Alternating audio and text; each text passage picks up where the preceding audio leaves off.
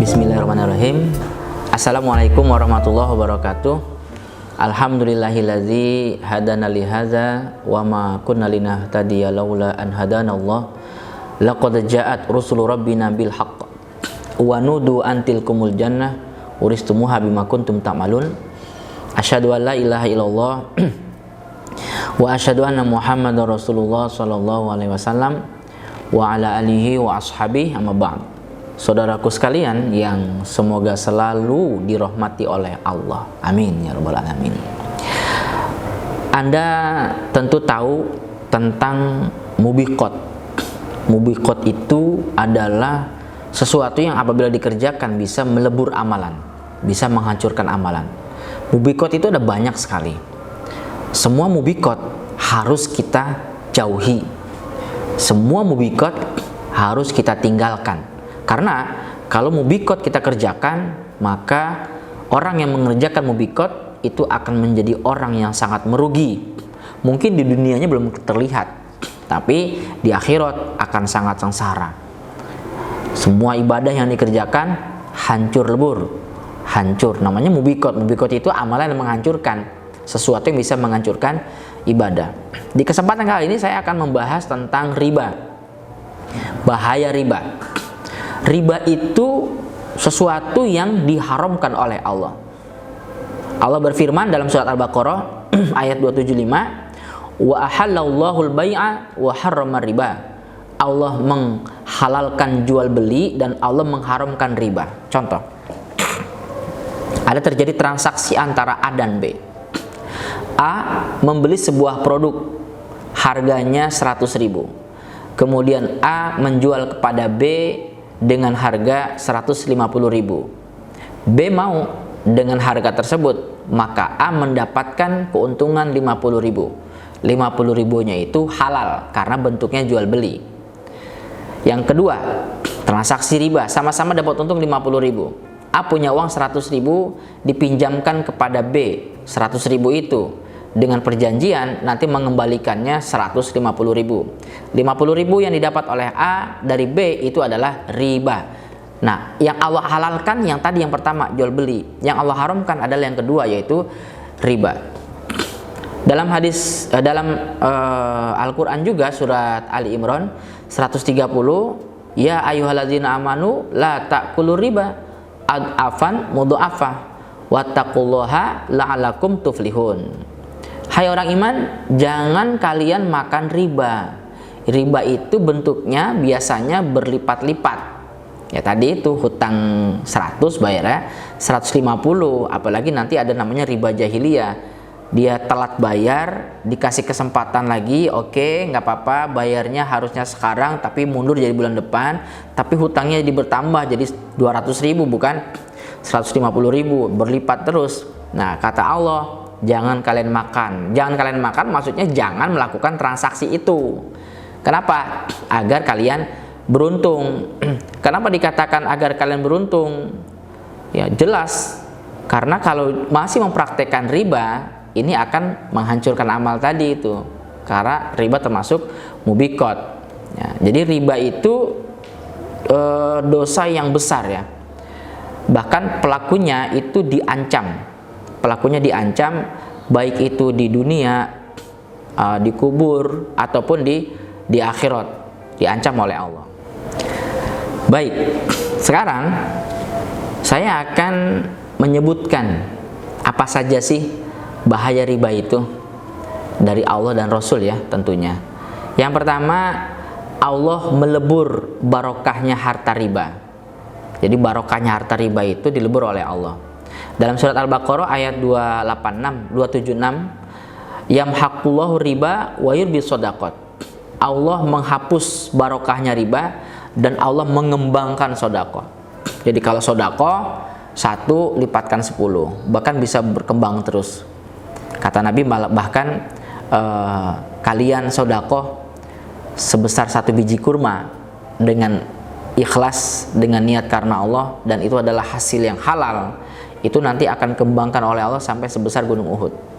Sedangkan riba walaupun besar itu nggak ada barokahnya.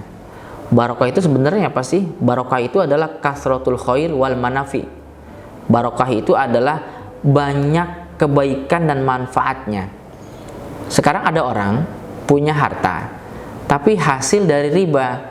Walaupun hartanya terlihat banyak, manfaatnya nggak ada.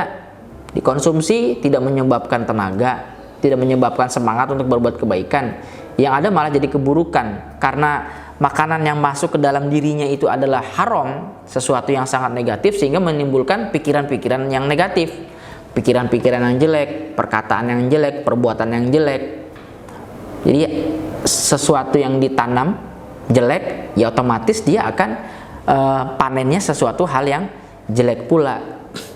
Jadi betul-betul dengan adanya riba dikonsumsi oleh seseorang, apalagi orang Islam, itu akan menghapus kebarokahannya. Walaupun terlihat sepertinya awal-awal kelihatannya nggak ada masalah gitu ya. Ketahuilah bahwa bahaya riba, yaitu dihapus barokahnya, itu seperti perubahan bulan itu loh.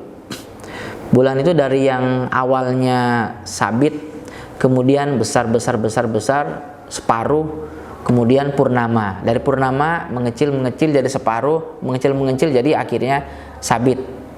Di awalnya kelihatannya baik, kelihatannya bagus, kelihatannya bahagia, nanti lama-lama tuh hilang.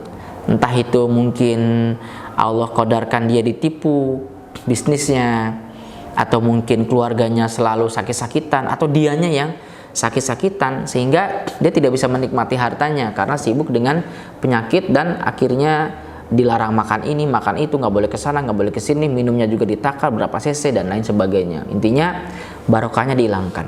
Itu yang pertama. Yang kedua, Allah dan Rasul itu menyatakan perang kepada pelaku riba. Waduh, ngeri ya. Perang dengan manusia aja kita takut, apalagi pasukannya itu terlatih dan besar sekali, dipimpin oleh raja yang udah terbukti beberapa kali perang menang. Itu kita takut. Nah ini sekarang ditantang perang, menyatakan perang dengan Allah dan Rasul. Padahal ya dosa besar yang lainnya itu tidak digitukan loh oleh Allah. Ini khusus riba itu dosa besar, tetapi dibegitukan oleh Allah. Beda dengan dosa-dosa besar yang lainnya, menandakan bahwa riba ini memang perbuatan yang menjijikkan di dalam Islam, yang harus dijauhi oleh orang-orang Islam. Dalam Al-Baqarah 278 ya, Allah berfirman, ya ayyuhalladzina amanu ittaqullaha wa zaru ma baqiya minar riba in kuntum mu'minin. Wahai orang iman, takutlah kalian kepada Allah dan tinggalkanlah sisa-sisa dari riba. Jadi memang benar-benar harus bersih, nggak boleh ada riba sedikit pun. 1%, 2% nggak ada.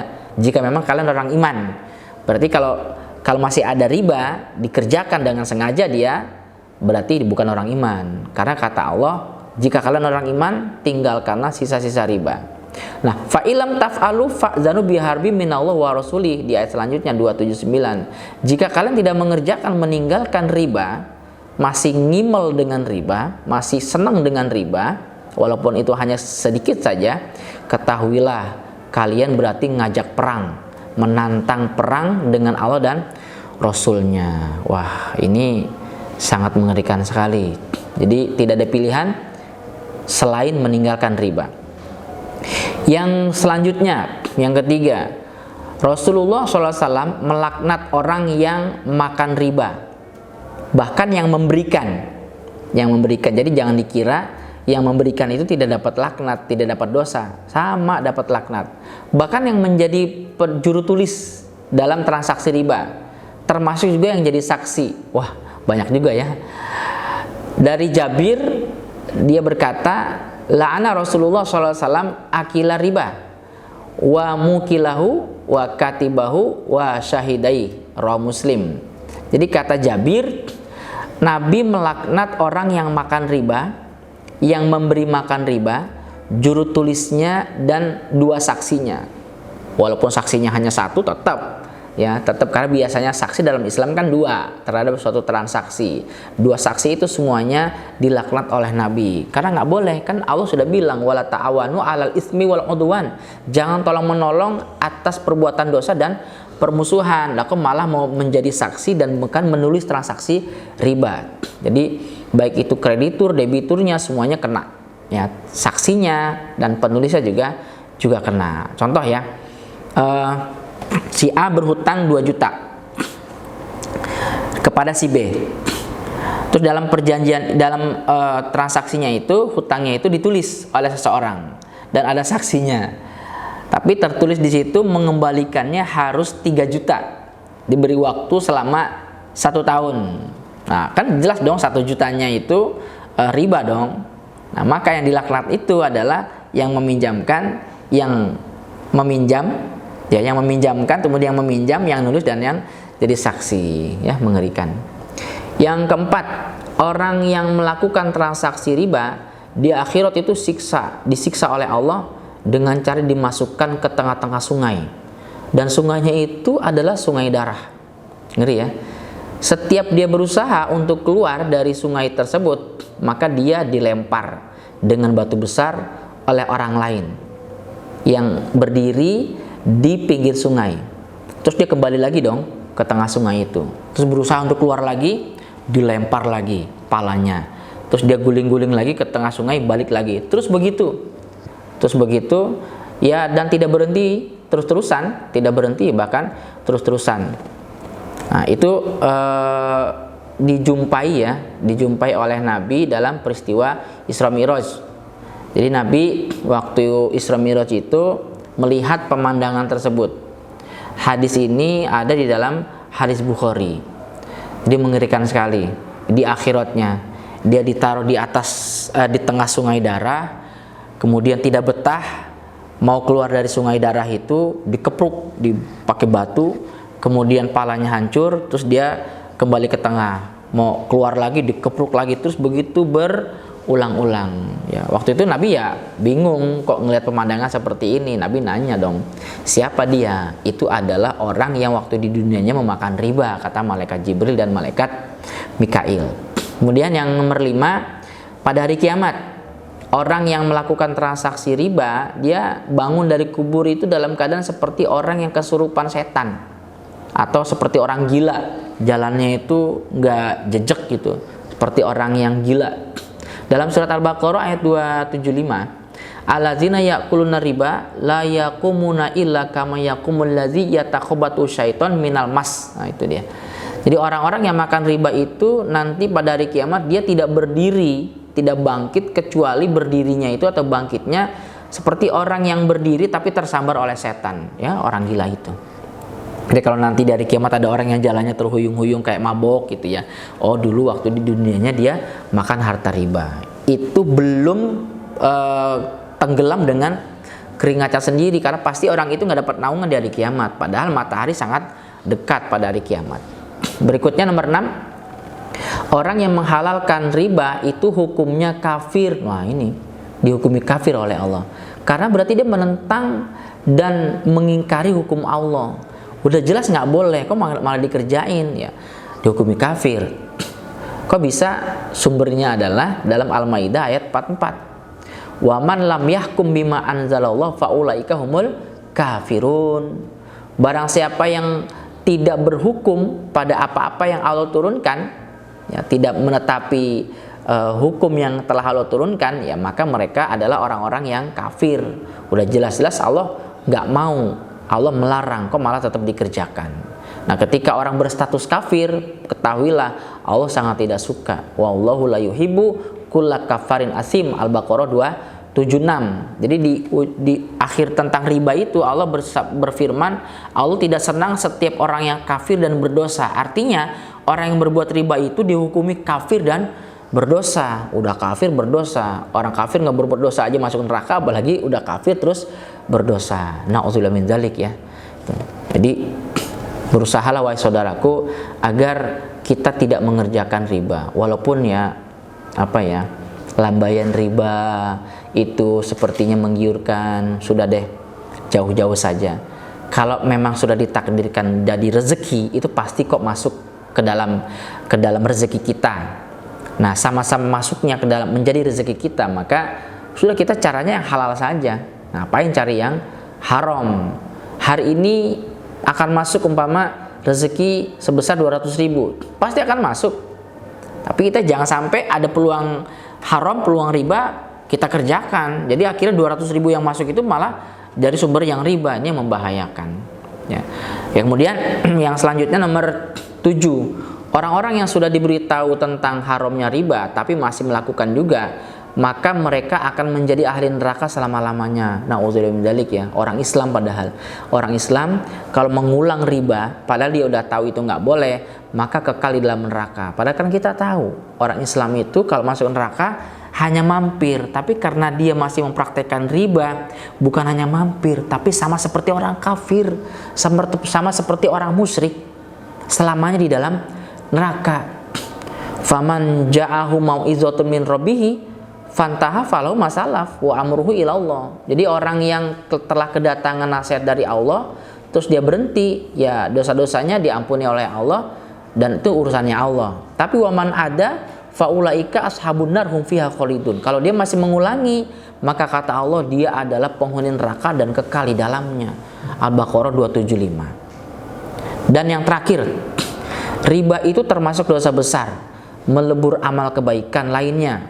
Berdasarkan dalil an Abi Hurairah radhiyallahu anhu anin Nabi sallallahu alaihi wasallam, ijtanibu asba'al mubiqat. Qalu ya Rasulullah wa ma hunna?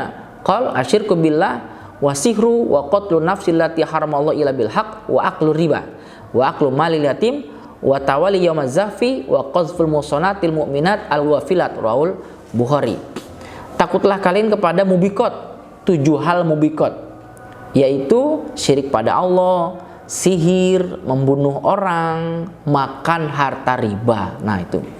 Jadi makan harta riba termasuk mubiqat, 7 hal yang menjadi pelebur amal.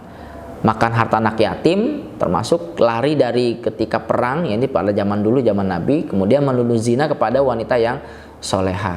Nah demikian saudaraku.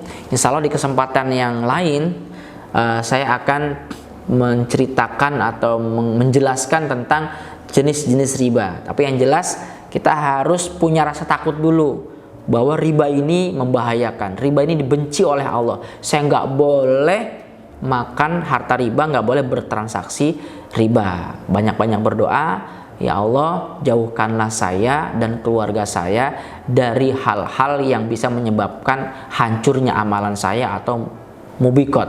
Ya, demikian, semoga bermanfaat. Mohon maaf atas segala kekurangan. Assalamualaikum warahmatullahi wabarakatuh.